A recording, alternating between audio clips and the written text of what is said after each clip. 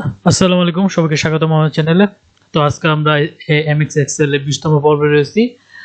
তো আজকে আমরা একটা গুরুত্বপূর্ণ অংশ মানে একটা জিনিস দেখবো, সেটা হলো আমরা দেখবো ডেটা কিভাবে সর্টিং করে বা ডেটা কিভাবে সাজায়। তো আমরা অনেক সময় বড় কিছু বা বড় লিস্ট নিয়ে কাজ করার সময় আমরা চাই যে অ্যালফাবেটের যে নামগুলো আছে সেগুলো নিয়ে কাজ করতে, তারপরে বিভিন্ন সাইজে সাজানোর জন্য। তো এটাকে ডেটা সর্টিং বলে বা ডেটা সাজানো বলে। তো চলেন এভাবে মানে কিভাবে এটা করতে হয়। তো প্রথমে আমাদের এই যে হোম বাটন যে রিবন আছে, এখানে দেখবেন যে উপরে আছে যে এখানে ডেটা আছে। তো ডেটাতে যাবেন, যাওয়ার পর আপনি এখানে যে দেখছেন এখানে আমাদের হাতে অনেক বড় লিস্ট আছে, দেখেন এখানে এ দিয়ে শুরু, তো বিভিন্ন নাম এলোমেলো দেওয়া আছে সব ডাটাগুলো। তো আমরা চাচ্ছি যে ডাটাগুলো একটা অ্যারেঞ্জমেন্ট ওয়েতে থাকুক। তো চলেন শুরু করা যাক। তো আমি যে কোনো একটি, যেমন এখানে আমি অ্যাকাউন্ট ম্যানেজার এখানে আমি এটা সর্টিং করব বা সাজাবো। তো আমি র্যান্ডমলি যে কোনো একটা সেলে ক্লিক করব। দেন ক্লিক করার পর এখানে উপরে আসেন, দেখেন ভালো সর্ট অ্যান্ড ফিল্টার আছে, ঠিক আছে? এই যে সর্ট অ্যান্ড ফিল্টার, তো এখানে সর্টে যাবেন। সর্টিং এ যাওয়ার পর এরকম একটা উইন্ডো আসবে। দেন এখানে দেওয়া আছে যে সর্ট বাই কলাম, ঠিক আছে? তো তাহলে এখানে আমরা কোনটা করব সাজাবো, তো সেটা আমরা কি করবো, এখানে ড্রপ ডাউন একটা আছে, এখানে ক্লিক করে ড্রপ ডাউন একটা আসবে। তো আমরা এখানে অ্যাকাউন্ট ম্যানেজারটা সাজাবো, এটা আমি সিলেক্ট করে নিব। দেন তারপর এখানে দেখবেন যে মাই ডেটা, এটা মানে রাইট অবস্থায় রাখবেন, কারণ এটা যদি আমরা আনরাইট করে ফেলি তাহলে আমাদের কলাম মানে হেডিংটা সহ নিয়ে নিবে, আমাদের ডেটাগুলো এলোমেলো হয়ে যাবে জাস্ট। তারপর এখানে আসবেন, এখানে দেখবেন যে এখানে যদি আমি ড্রপ ডাউনে ক্লিক করি তাহলে দেখেন এখানে এ টু জেড, জেড টু এ।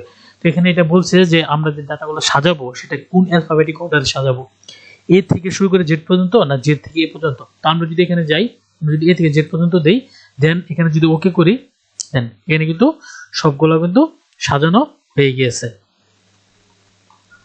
সবগুলো কিন্তু সাজানো হয়ে গেছে।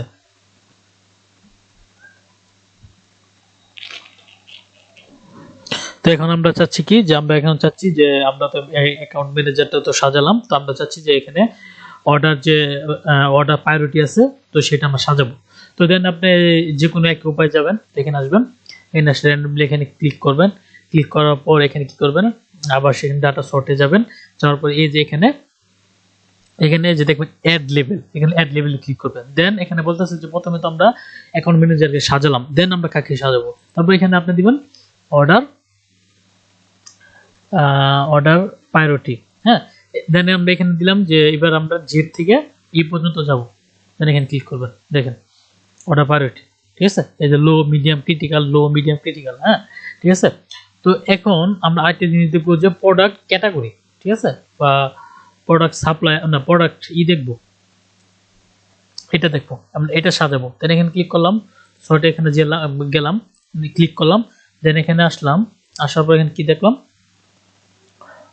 Product container. তো প্রোডাক্ট কন্টেইনারে আমরা গেলাম, ঠিক আছে? আমরা ক্লিক করলাম।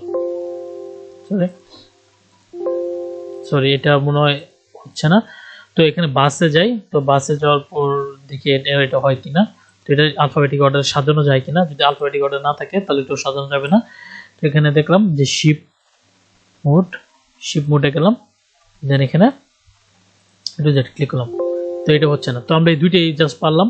তো এইভাবে আপনার যে কোনো ডাটা যদি সিরিয়ালে থাকে বা একটু জেড আকারে থাকে বা আলফাবেটিক অর্ডারে থাকে, তো আপনার এই ডাটা সর্টিং এর মাধ্যমে সাজাতে পারবেন। জাস্ট আমি আরেকবার বলে দিই যে প্রথমে আপনারা এটা ওপেন করবেন, দেন আপনার যেটা চেঞ্জ করবেন সেটা র্যান্ডমলি সিলেক্ট করবেন। দেন ডাটা অপশনে এসে শর্ট অ্যান্ড সর্টিং এ যাবেন, শর্টে যাবেন। তারপর এখানে আপনারা এটা টিক চিহ্ন অবস্থায় রাখবেন। এখান থেকে আপনার কোনটি অবস্থায় সাজাবেন সেটা বলে দিবেন। দেন এখান থেকে আপনারা ওই কলামের জাস্ট এটা সিলেক্ট করে দিবেন, দেন হয়ে যাবে। এইভাবে চাইলে আপনারা যে কোনো ডাটা সর্টিং করতে পারেন। তো আজকে পর্যন্ত, যদি ভালো লাগে তাহলে সাবস্ক্রাইব করবেন।